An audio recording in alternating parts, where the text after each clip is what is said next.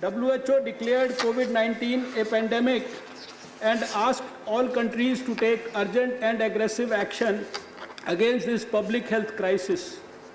As on 11th September 2020, 215 countries, territories worldwide are affected. As per WHO, there are more than 2.79 crore confirmed cases across the world, with more than 9.05 lakh deaths, with a case fatality rate of 3.2%. Sir, as on 11th September 2020, a total of 45,62,414 confirmed cases and 76,271 deaths, with a case fatality rate of 1.67% have been reported in India.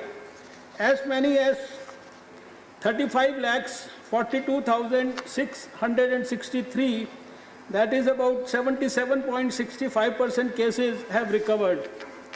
The maximum cases and deaths have been primarily reported from Maharashtra, Andhra Pradesh, Tamil Nadu, Karnataka, Uttar Pradesh, Delhi, West Bengal, Bihar, Telangana, Odisha, Assam, Kerala and Gujarat.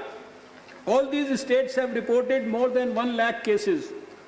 With our endeavor to manage COVID-19 through a whole of government and whole of society approach, India has been able to limit its cases and deaths per million to 3,320 cases per million and 55 deaths per million population respectively, which is one of the lowest in the world as compared to similarly affected countries.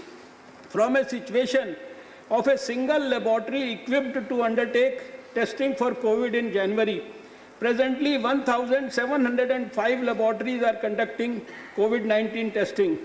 Laboratories have been established in difficult terrains like Ladakh, Sikkim, Arunachal Pradesh, Nagaland, as well as other northeastern states, Lakshadweep and Andaman Nicobar Islands. Currently, the testing is about 1 million tests a day, which translates to 720 tests per million population per day, much higher than that stipulated by WHO, which is 140 tests per million population per day.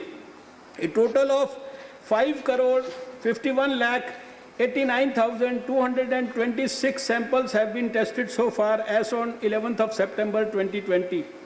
While there were no indigenous manufacturers of laboratory diagnostics or testing machines for COVID, today we have an indigenous production capacity of more than 10 lakh kits per day.